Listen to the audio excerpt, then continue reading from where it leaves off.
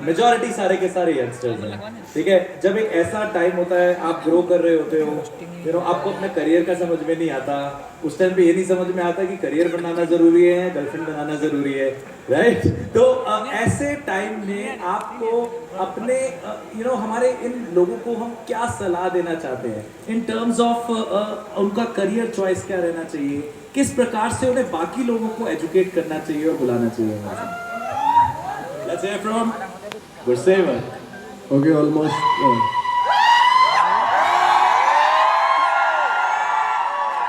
ये एक पर्टिकुलर आवाज़ है ना, पिछले काफ़ी टाइम से हमें सुनाई दे रही है।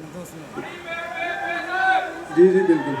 सो अगेन एज योर क्वेश्चन आपने जो पूछा, सो मेरे लिए आई थिंक एक चीज़ हमेशा रहती है कि लाइफ के अंदर, चाहे कोई लाइफ पर्सनल लाइफ की बात करते हैं हम, चाहे हम अपनी प्रोफेशनल लाइफ की बात करते हैं, more over it's all about the priority. कि अगर मैं प्रोफेशनली अपने आप को बिल्ड करता हूँ, देन डेफिनेटली सेकंड प्रायोरिटी के अंदर मैं अपनी पर्सनल लाइफ को भी मेंटेन कर सकता हूँ।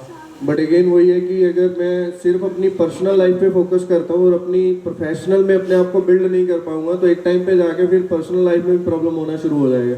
सो आई वुड रिक्वेस्ट एवरीवन कि उसका यंग एज के अंदर उसका जो प्राइम फोकस है वो अपने आप को प्रोफेशनली बिल्ड करने का होना चाहिए। अदरवाइज तो मे भी 2-4 साल के बाद फिर मे भी, कितने लोगों ने छिंदरपाल सीनियर को और करनैल को देखा होगा, they are busy with their kids, है ना, उनको समझ ही नहीं आ रहा है कि यहाँ पे चल क्या रहा है। सो मेरा सजेशन यही है कि अपने आप को पहले प्रोफेशनली बिल्ड करें, and then life goes on. बड़े लेवल पे बहुत सारी चीज़ें हो सकती हैं। Alright, so you mean to say money is important, but money is important too. Yeah. Right? Okay. Money is more important. Money is more important. Okay, very good. एक और सवाल पूछना चाहेंगे आपसे कि जब हम अपने करियर फोकस की बात करते हैं, राइट, और क्लैरिटी का बड़ा इश्यू रहता है, लोगों को समझ में नहीं आता कि मेरे लिए ये सही है या मेरे लिए ये सही है। तो कैसे हम क्लैरिटी लेकर आ सकते हैं और कैसे हम फोकस के साथ काम कर सकते हैं? क्लैरिटी सिर्फ एक ही पॉइंट से आता है कि जब हम अपने आप से ये क्वेश्चन करते हैं कि एक्चुअली मुझे लाइफ में चाहिए क्या। इट डज नॉट मैटर कि मैक्सिमम टाइम मैंने भी इस चीज़ को देखा। As I belong to Punjabi family, तो हमारे यहाँ पे यूजुअली ये होता है कि आपने 10th किया, अपना +2 किया, and after that you are thinking कि चलो यार इंडिया में कुछ अच्छा नहीं हो रहा है तो चलो अब्रॉड चलते हैं ना। और वो जी कनाडा जाने की थिंकिंग हर किसी के दिमाग में रहती। तो जब मैंने इस चीज़ को रीथिंक किया कि क्या एक्चुअल में ऐसा है, तो वो एग्जैक्टली ऐसा नहीं है। That is just an environment, कि उस इन्वायरमेंट का एक ट्रेंड बना हुआ है और हर कोई जस्ट उस इन्वायरमेंट में आके फिर वो ऐसा सोचना शुरू कर दे रहा है। वो एग्जैक्टली ये जानता ही नहीं है कि मुझे लाइफ में कहाँ पे जाना है और मुझे चाहिए क्या। तो अगर हम फोकस की बात करते हैं या करियर चूज करने की बात करते हैं, तो मोस्ट इंपॉर्टेंट चीज़ उसमें एक ही आता है कि मुझे एग्जैक्टली लाइफ में चाहिए क्या, कैसी लाइफ चाहिए। जब मैंने इन 2013 स्टार्ट किया था, तो मेरे कुछ फ्रेंड्स थे, आज जब भी मैं उनसे बात करता हूँ, ऑलमोस्ट काफ़ी लोग हैं जो कनाडा में रहते हैं, कुछ लोग हैं जो इंग्लैंड रह रहे हैं, कुछ लोग न्यूजीलैंड में हैं, कुछ लोग ऑस्ट्रेलिया में, एंड आज भी दे आर उनका जो जॉब प्रोफाइल है वो ट्रक चला रहे हैं, कोई टैक्सी चला रहा है, कोई मे भी एक रेस्टोरेंट में एक वेटर की तरह काम कर रहा है। एंड देन वो डॉलर्स में तो कमाते हैं, इंडिया में आके वो लाखों तो बनते हैं, but still they don't have that lifestyle जो यहाँ से बिल्ड किया जा सकता है। सो मोर ओवर इम्पोर्टेंट चीज़ एक ही है कि जब हम ये डिफाइन कर लेते हैं कि यार एक्चुअली मुझे चाहिए क्या, and then we can choose कि वो चीज़ें कहाँ से कंप्लीट हो सकती है, देन मैं ओके। और ये बहुत ही वैलिड पॉइंट बोला है अभी गुरसेवक ने कि लोग बाहर जाने की सोचते हैं, कनाडा जाते हैं, यूएसए जाते हैं, और लेकिन वहाँ पर उन्हें बड़े बड़े पैकेजेस भी मिलते हैं, राइट। लोग कहते हैं हमें अच्छा पैकेज मिल रहा है, अच्छी नौकरी मिल रही है, मे बी हम 1 करोड़ रुपया कमा रहे हैं, लेकिन अगर आप एनालिटिकली इन चीज़ों को देखते हैं तो वहाँ पर पैसे की वैल्यू और यहाँ पर पैसे की वैल्यू में ज़मीन आसमान का अंतर है। तो जो एक लाइफस्टाइल आपको शायद 1 करोड़ रुपए की एनुअल अर्निंग के ऊपर बाहर मिलेगी, वही अंडर 30 लाख आप भारत में एंजॉय कर सकते हैं, और आप अपने परिवार के साथ भी रह सकते हैं, उन्हें रेगुलर मिल सकते हैं। तो आई थिंक बाहर क्यों जाना जब हमारे पास अपने ही देश में बहुत सारी अपॉर्चुनिटी। जी एग्जैक्टली, क्योंकि ये एज 18-20 साल 22 साल एज कुछ ऐसा रहता है कि जहाँ पे ना इंसान इतना अच्छे तरीके से इस चीज़ के बारे में नहीं सोचता है कि यार मुझे एक्चुअल में 5 साल के बाद मुझे अपने आप को कहाँ पे देखना है। वो मैक्सिमम टाइम ऐसा होता है। अगेन अगर मैं अपने बिजनेस एक्सपीरियंस में भी देखता हूँ, तो जब मैंने इनिशियली स्टार्ट किया तो I was not good at selling उन दिनों के अंदर। तो मुझे बड़े चैलेंजेस फेस करने के लिए मिल रहे थे। तो उस टाइम पे ना मेरी फैमिली, स्पेशली मेरे मामा, वो जब भी बात करते थे हमेशा मुझे ये चीज़ बोल रहे होते थे कि बेटा देख ले, अगर नहीं होता ना तो तू कुछ और ट्राई कर ले। तेरा वो फलान फलान करके एक दोस्त था, वो यहाँ पे चला गया, तेरा कोई रिलेटिव था, तेरा फलाना कज़न है, वो इस प्रोफेशन में चला गया। तो अगेन होता ये है कि हम ना पेरेंट्स को बड़ा इस तरीके से देखते हैं कि अच्छा यार पेरेंट्स हैं तो सही बोल रहे होंगे। बट यू नो बड़ी फनी सी चीज़ है, बट कितने लोगों के पेरेंट्स को ये चीज़ पता है कि एआई क्या है, चैट जीपीटी क्या है। एंड जब हम इन पॉइंट्स के साथ उनकी मेंटालिटी और उनके आज जो चीज़ें हो रही हैं उनके साथ अगर उनकी level of information and knowledge को देखते हैं, तो वहाँ पे जाके समझ में आता है कि ठीक है वो पेरेंट्स हैं, इट्स ओके। बट क्या वो आज के हिसाब से उतने इफेक्टिव और सही डिसीजन बना सकते हैं, या वो सिर्फ डिसीजन सिर्फ एक ही थॉट से ड्रिवन होते हैं कि कज़न क्या कर रहा है या फिर तेरा फ्रेंड क्या करने लग गया और तुझे क्या करना चाहिए। तो दैट इज़ द पॉइंट जहाँ पे जाके मैंने अपने आप को मतलब डिफ्रेंशिएट करके देखा कि एक्चुअल में ऐसा नहीं है। वो जस्ट वन टाइम के लिए जब चीज़ें हम करने की ट्राई कर रहे हैं नहीं हो रही होती है, तो एट टाइम पे वो जो एडवाइजेज आती हैं तो कितने टाइम इंसान सिर्फ उनको सुन के डिसीजन बना लेता है कि ठीक है अगर पेरेंट्स बोल रहे हैं तो इसी चीज़ के साथ ही हम कंटिन्यू करते हैं। जी ओके। और हम जाते हैं, हम एक डायरेक्ट सेल्स के बिजनेस में हैं। ये बिजनेस हमारा टीम के बिना खड़ा ही नहीं हो सकता, राइट? तो हमारे को टीम्स लगती हैं, बट कुछ समय के बाद कभी कभी टीम में कुछ चैलेंजेस भी आते हैं, मन मुटाव भी आते हैं। तो ऐसे आपको क्यों लगता है कि ऐसे चैलेंजेस आते हैं, और हम सबको एज अ लर्निंग क्या करना चाहिए? आपके पास मैसिव एक्सपीरियंस है गुरसेवक, आप इतने सालों से डील कर रहे हैं चैलेंजेस के साथ। आपको क्या लगता है कि एक टीम को बॉन्डिंग बनाए रखने के लिए और कैसे बेसिकली ऐसे हमारे को इससे डील करना चाहिए? फर्स्ट ऑफ ऑल तो टीम को हमारा गोल जो है वो आइडेंटिफाइड होना ज़रूरी है कि एक्चुअल में हम किस डायरेक्शन में जा रहे हैं। सो एवरीवन गेट मैच्योर्ड कि यार एक्चुअल में हमने लाइफ में जाना कहाँ पे है और हम क्या बनाने पे लगे हुए हैं। तो तब इंसान वो छोटी छोटी चीज़ें लेके बैठा रहेगा कि यार ये हो गया या इस तरीके से चीज़ें होगी। तो मैच्योरिटी हमेशा हमारे गोल्स के साथ ही आती है कि हमें लाइफ में जाना कहाँ पे। तो जब हमारे टीम पार्टनर्स को ये चीज़ क्लियर होती है कि यार हम यहाँ पे किस लिए हैं और हमारा एजेंडा क्या है और लाइफ में हमने क्या हासिल करना है, then everyone is working on it, उसमें कोई वो नहीं है। हाँ, दूसरी चीज़ ये रहती है कि मैं कभी भी डायरेक्ट सेल्स को ऐसे नहीं देखता हूँ कि ये particularly direct selling business model जो है वो इस तरीके से है या टीम के साथ है या लोगों के साथ है। कोई भी जो बिजनेस है वो लोगों के साथ मिलकर ही बना हुआ है। हाँ, फर्क ये हो सकता है कि उसमें लोग एज अ कंज्यूमर इन्वॉल्व है और हमारे साथ वो as a direct selling partner भी इन्वॉल्व है। That is the only difference. और दूसरी साइड पे जब हम इस चीज़ को देखते हैं तो मैटर ये भी करता है कि my team is my organization, और अगर मैं इसको बिल्ड कर रहा हूँ तो इसमें कैसे लोग होने चाहिए। फर्स्ट ऑफ ऑल तो ये बहुत डिपेंड करता है कि मुझे किसको ऑनबोर्ड करना है और मेरे साथ बीइंग एन पार्टनर, कंधे से कंधा मिला के काम करने वाला इंसान कैसा है। And if he is not right तो वो तो मेरी भी एनर्जी को ड्रैग डाउन करेगा।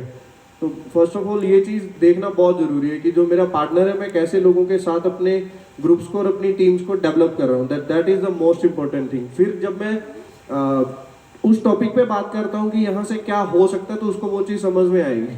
But again if he is the not right person on table और फिर उससे मैं बात कर रहा हूँ इस चीज़ के लिए, तो वो कुछ और ही लेके बैठा हुआ है। तो दैट इज़ माई चॉइस कि मेरा पार्टनर कौन होगा और किसके साथ मुझे अपने ग्रुप्स को डेवलप करना है, किसके साथ मुझे अपने बिजनेस को डेवलप करना है। That is the only thing. Okay. और यहाँ पर एक बहुत ही इंटरेस्टिंग चीज़ मैं आपको बताना चाहूँगा कि हम में से कितने लोगों ने ये टर्म सुनी है B2B या B2C?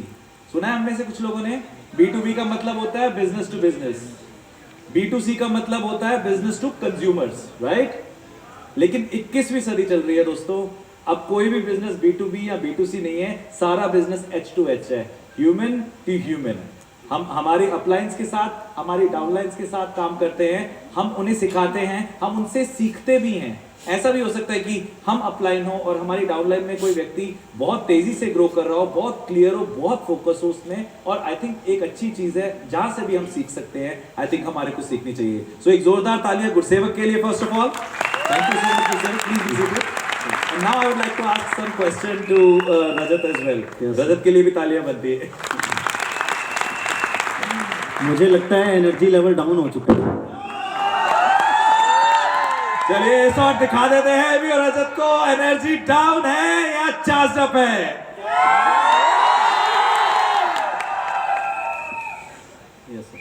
ऑलराइट, सो रजत, अभी कुछ समय पहले ही पेंडेमिक आके गया है, राइट?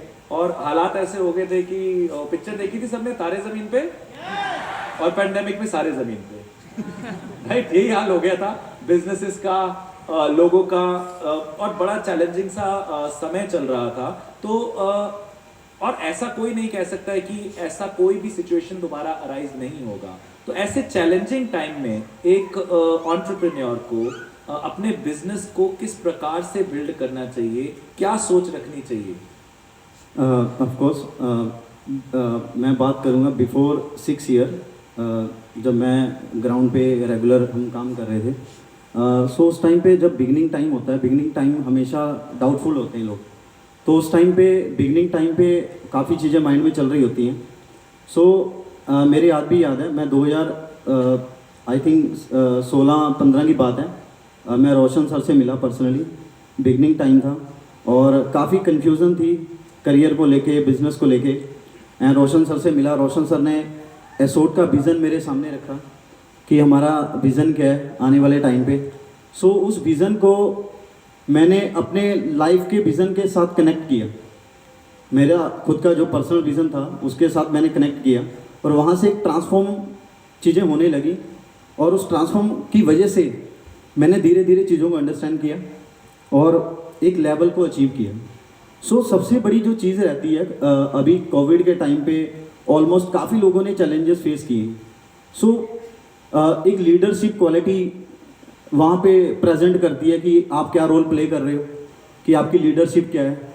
बिकॉज अच्छे टाइम पे तो सभी बल्ले बल्ले करते हैं, अच्छे टाइम पे तो सारे ताड़ियाँ मारते हैं, बट सबसे बड़ी चीज़ होती है कि उस क्रिटिकल सिचुएशन में कितने लोग कॉन्फिडेंट उस काम को रेगुलर कर रहे हैं। ओके, और आपको ये क्या लगता है कि आपके लिए आपकी जर्नी में सॉर्ट के साथ सबसे बड़ा प्राउड मोमेंट कौन सा था? सर सबसे बड़ा proud moment first of all S promote होना था, बिकॉज एस प्रमोट होना अपने आप में एक स्टार बनना था। 2014 में मैंने जर्नी स्टार्ट की है, 2014 से लेकर 2016 में मैं एस प्रमोट हुआ। उस 1.5 साल की जर्नी, 2 साल की जर्नी के अंदर बहुत बड़े चैलेंजेस थे लाइफ में। सबसे बड़ा चैलेंजेस फैमिली का था, बिकॉज फैमिली ने सपोर्ट नहीं किया स्टार्टिंग टाइम से। मैं गांव से बिलोंग करता हूं बेसिकली, और मेरे पापा की करियाना की शॉप है, दुकान, और मैं उस पर चीनी चाय पत्ती बेचता था। 10 रुपये की चीनी लेने आ रहा है कोई, 10 रुपये की हल्दी लेने आ रहा है कोई, मसाले लेने आ रहा है, गुल्लक पे बैठता था। कॉलेज टाइम में भी गले से 2 रुपये 10 रुपये चुरा के लेके जाता था, और पार्ट टाइम मैं HR डिपार्टमेंट में जॉब करता था, नाइट शिफ्ट। सो 7,500 सैलरी थी मेरी, 7,500 सैलरी, आई थिंक साल का 84,000 बनता है। बट जब मैं एस बना, एस बनने के बाद मेरी फर्स्ट इनकम आई, वो 1,47,953 रुपीज़ थी। एंड सेम मुझे आज भी याद है, मेरे पास कंपनी से इन्फ्लुएंसर रैंक पे फ़ोन गिफ्ट हुआ था। उस फ़ोन में मैसेज आ रहे थे कंपनी के। मैं सोया हुआ था, क्लास देके आया, थका हुआ हूँ, रूम पे लेटा हुआ हूँ, गर्मी का टाइम था, और मेरे फ़ोन में मैसेज आता है। पहले तो मैं मैसेज को सीन कर रहा हूँ, और वो मैसेज एयरटेल वालों का था। सेकंड आया, वो भी एयरटेल वालों का था। मुझे नींद आ रही है और चेस्ट पे मैंने फ़ोन रखा हुआ है। उस दिन मेरी इनकम आनी थी, एंड जैसे ही मैंने फ़ोन देखा और जैसे डायनामिक बेनिफिशियल अकाउंट कंपनी का नाम आया और वहाँ पे कमीशन लिखा हुआ, एंड सीरियसली मुझे वहाँ पे भी ट्रस्ट नहीं हुआ, क्योंकि मैं अपने पीछे जर्नी को देख रहा था कि मैं वो इंसान हूँ जो 7,000 कमा रहा था या गुल्लक पे बैठा था, वो सारे काम कर रहा था। अचानक से इतना बड़ा चेंज कैसे हुआ? सो वो मोमेंट बड़ा, उस मोमेंट ने बड़ा मुझे मोटिवेट किया, और वो लास्ट मोटिवेशन थी, और फिर मैंने पीछे मुड़ के नहीं देखा, फिर आगे ही बढ़ता गया। इसे कहते हैं साधारण से असाधारण का सफर, journey from ordinary to extraordinary. आज जितने भी लोग इस हॉल में प्रेजेंट हैं, ये जर्नी आपकी भी हो सकती है, लेकिन हमें रुकना नहीं है। चैलेंजेस आते हैं, हमें रुकना नहीं है, थमना नहीं है, बस चलते चले जाना है, करते चले जाना है। और आई थिंक एक दिन जो सक्सेस हम सुन रहे हैं वो भी हमारी हो सकती है। राइट। एक और प्रश्न आपसे मैं पूछना चाहूँगा कि आपको आपके इस जर्नी के अंदर कई सारे फ्रेंड्स ऐसे होंगे जिनको शायद आपने अप्रोच किया होगा, कई सारे लोग ऐसे होंगे जिनको आपने इनवाइट किया होगा, उन्होंने शायद आप पे डाउट किया होगा या अपॉर्चुनिटी पे डाउट किया होगा। तो आज जब वो आपको इस प्रकार की लाइफस्टाइल जीते हुए देखते हैं तो उनके क्या रिएक्शन होते हैं? मैंने जब जर्नी स्टार्ट की, मेरे ताया जी हैं, उनका लड़का है संदीप, मैंने उनको इनवाइट किया यहाँ पे। सो मुझे तकरीबन 9 मंथ हो चुके थे बिजनेस में, और मेरे ताया जी ने मेरे फादर के सामने ऑफ़र रखा कि तुम्हारा लड़का तो चंडीगढ़ में टाइम पास करने गया हुआ है, उसने कुछ नहीं करना लाइफ में, उसको वापस ले आओ और मैं उसको हलवाई की जॉब दे देता हूँ। मेरे ताया जी की हलवाई की शॉप है, वो समोसे वगैरह तलते हैं और मिठाई की शॉप है। सो वहाँ पे मुझे ऑफ़र आया था 15,000 का। मेरे फादर का कॉल आया कि बेटा ऐसे कर, घर आ जा, वहाँ पे कुछ नहीं रखा, बहुत टाइम हो गया स्ट्रगल करते हुए, ऐसा कर वहाँ पे ताया जी की दुकान है, 15,000 सैलरी दे देंगे तुम्हें। सो ताया जी ने मेरे पापा के पूरे कान भर दिए कि बेटे को 15,000 की जॉब दिलवानी है हलवाई की। एंड सेम मैं एक एग्जांपल देता हूँ कि मैंने स्टार्टिंग से चीज़ें सीखी ये है कि मुझे मुंह पे टेप लगानी आती है, एंड आज मैंने उन लोगों के मुंह पे टेप लगाई है, सेलो टेप। उस टेप से मैंने उन लोगों के मुंह को बंद कर दिया। सो यही मैसेज मैं ऑल कम्युनिटी को देना चाहूँगा कि अगर आपके अंदर गट्स हैं, दम है, सो वो टेप आप अपने रिलेटिव के मुंह पे भी लगा सकते हो या उन लोगों के मुंह पे भी लगा सकते हो जो आज की डेट में आपको चैलेंज करते हैं। ऑलराइट, और एक आखिरी कुछ शब्द जो इस साल के लिए आप एक मैसेज के तौर के ऊपर हम सभी को देना चाहेंगे। इस साल वैसे तो हर इंसान लगा हुआ है रेगुलर अपने गोल को अचीव करने के लिए, बट जो एफर्ट्स आप आज रेगुलर कर रहे हो, प्लीज़ इस एफर्ट्स को और बढ़ाइए। उस पर्सनल लाइफ से थोड़ा बाहर आके प्लीज़ अपनी प्रोफेशनल लाइफ को और बेटर करने की कोशिश कीजिए, ताकि आपका फ्यूचर और ज़्यादा ब्राइट हो जाए आने वाले टाइम पे। चीज़ें आज नहीं दिखेंगी, हो सकता है काफ़ी लोगों को लगेगा कि मुझे सफलता नहीं मिल रही है, मैं ग्रो नहीं कर पा रहा हूँ, बिकॉज ग्रो होने में टाइम लगता है, चीज़ें चेंज होने में टाइम लगता है। Time is not same always, चीज़ें सेम नहीं रहती हैं। अगर मैं 2014 की बात करूँ तो जूते भी मैं 5 फेस की मार्केट से लेके आता था 300 रुपये के, टी शर्ट 35 रुपये की। समय चेंज हो चुका है, आज अचीवर हैं हम लोग, लंबी रेस के घोड़े बन चुके हैं। सो प्लीज़ मैं ऑल कम्युनिटी को यही बोलूँगा कि लंबी रेस का घोड़ा बनना बहुत ज़रूरी है, हार नहीं माननी है, टफ से टफ सिचुएशन में भी स्टैंड लेना है और आगे बढ़ना है और ग्रो करना है, अपने गोल्स को टारगेट करना है, अचीव करना है। Thank you. गुरसेवक, आपसे भी सेम प्रश्न, आपके हिसाब से आप क्या मैसेज देना चाहेंगे हमारे ऑडियंस को इस साल के लिए? वेल, कितने टाइम क्या होता है कि हम ना अपनी लाइफ के अंदर बहुत सारी चीज़ों के बारे में सोचते हैं, तो वो ना just over the time just वो विश बन के रह जाती है ना कि ये हो जाए तो अच्छा हो जाए, ये हो जाए तो ऐसा हो जाए, ये हो जाए तो कुछ ऐसा हो जाए। So I would request to everyone कि प्लीज़ आप ना जितनी भी ऐसी विशेज़ आपके दिमाग में चलती है ना कि ऐसा हो जाए तो बड़ा मज़ा आ जाए, जस्ट एक बार सोच के देखिए कि अगर वास्तव में आपने वैसा कर दिखाया तो कितना मज़ा आएगा। So please take a paper और एक पेन उठाओ, पेंसिल उठाओ और जो भी वो है ना उसको पेपर पे लिख लो, and then start thinking on it कि अच्छा ये जो विश लगती है ना कि यार ऐसी गाड़ी हो तो बड़ा मज़ा आए, ऐसा घर हो तो बड़ा मज़ा आए, ऐसा लाइफस्टाइल हो तो बड़ा मज़ा आए। स्टार्ट थिंकिंग ऑन इट कि अब तुम इसको कितने टाइम में हासिल कर सकते हो, and then you will see कि आपकी वो जो विश है वो सिर्फ विश ना बन के आपकी लाइफ की रियलिटी बन जाएगी with in 2 to 3 years। That's the reality, that's the thing जो मैं सभी से रिक्वेस्ट करूँगा। प्लीज़ अपनी विशेज़ को विश मत बना के रखिए। I know very well, because बहुत सारे लोगों को ना ये लगता है कि यार ये चीज़ें ना डूएबल नहीं है, पॉसिबल नहीं है, क्योंकि हम ऐसे इन्वायरमेंट में रहे। But again everyone knows that कि आज हम किस प्लेटफॉर्म पे बैठे हुए हैं, जो मुझे बताने की ज़रूरत नहीं है। दैट इज़ द प्लेटफॉर्म जो सिर्फ और सिर्फ आपको सपने दिखाता नहीं है, आपको अपने सपनों को पूरा करने की राह भी दिखाता है, उस राह पे चलने के लिए आपको गाइडेंस भी प्रोवाइड करता है। सो क्या एवरीवन, जितने भी लोग यहाँ पे बैठे हुए हैं, अपनी उन विशेष को रियलिटी में बदलने के लिए रेडी हो guys? Thank you. Alright, so ladies and gentleman, जोरदार तालियां हमारे एबीओस रजत और एबीओ गुरसेवक के लिए। Thank you so much Gursewak, and thank you so much Rajat. Let us join the audience and we have over to our dear MCs. Thank you so much. Round of applause for all of them. यार तालियों को क्या होता है? Thank you so much. अरे जोश बचा दो यार, तालियां। भाई एनर्जी तुम्हारी कम हो रही है, थोड़ी शोर मचाओ। हाँ। All right.